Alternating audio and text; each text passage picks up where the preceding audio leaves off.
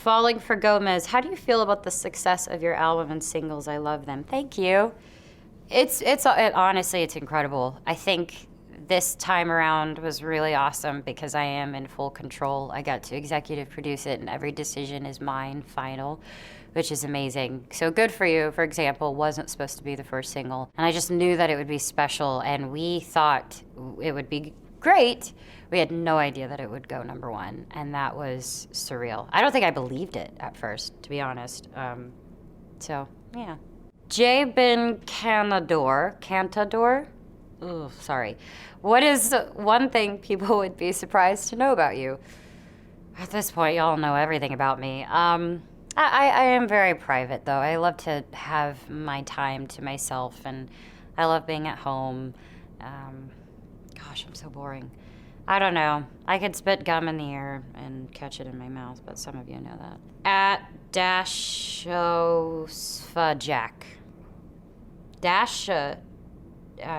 Okay.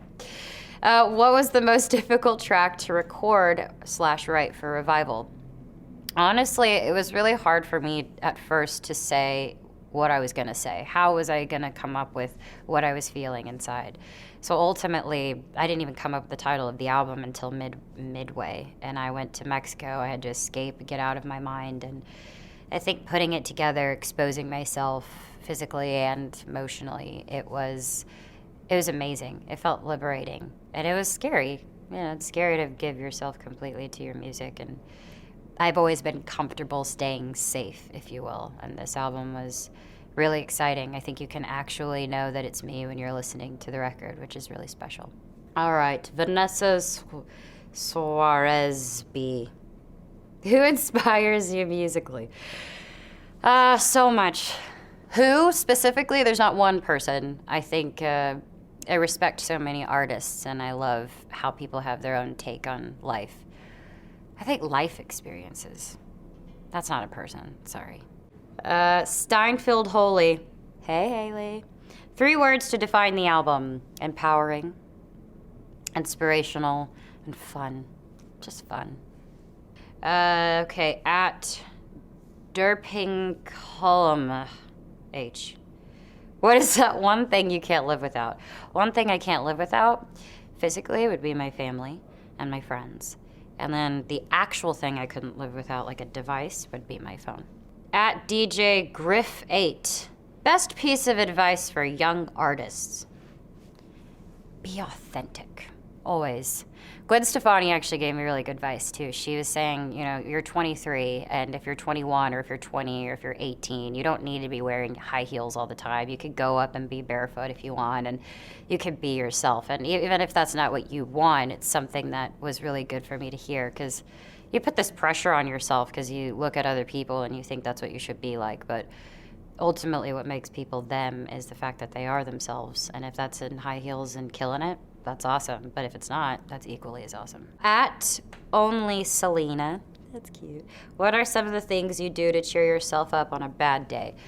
Always talking to people.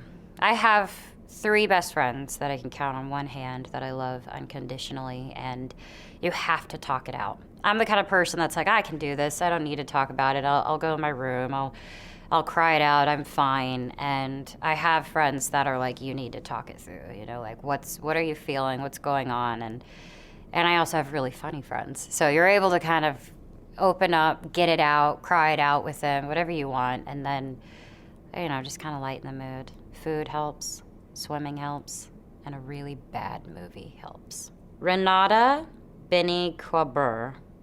Maybe that means Brazil at the end. Okay. What do you expect people feel when listening to your new album? I want people to see the perspective that I have, from Kill 'Em With Kindness to Rise, Survivors, Camouflage. They are all my take on things, you know, on life, what I feel people need to hear, or just what they perceive. I want people to think about stuff, because it's just, you know, it's great to listen to a great beat. You want to nod your head along, but then sometimes you don't even know that you know the words and you're not understanding the words.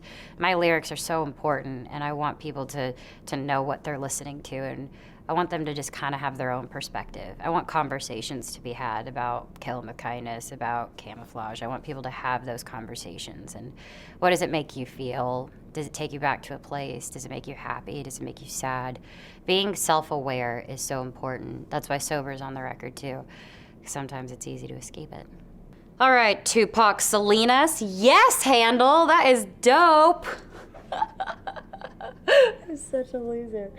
What was the longest time you've been in the studio for? This album. Sheesh, over a year. It was amazing. It was incredible. And then towards the middle of the album, I kind of freaked out and I just needed to get out of my headspace. So like I said, I went to Mexico with 3 producers, a couple of writers. We were there for a week. We came up with Revival, and it was just fun. It was being able to get yourself out of it mentally. So a while. Tomlin, X vocals. Okay. Ice cream or cake? Cake. Always cake. Even if I make it. It's so bad, but it's so good. At Hands to Myself, what was the most fun song to record? Hands to Myself. Literally, and Me in the Rhythm. That was really fun. Those were the last 2 songs, so we have the album, we're good. And then we ended up going in the studio for fun, and we came up with Hands to Myself and Me in the Rhythm. And that was amazing. It was just kind of one of my favorites on the album is Hands to Myself, so you saved the best for last, maybe. Forever 1D Serbia. If you could choose one of your music videos to live in, which would it be? Oh, goodness. I thought Live You Like a Love Song was so spastic and all over the place. It was so fun. It was like you're going into this world, you're going into that realm, you're all over the place.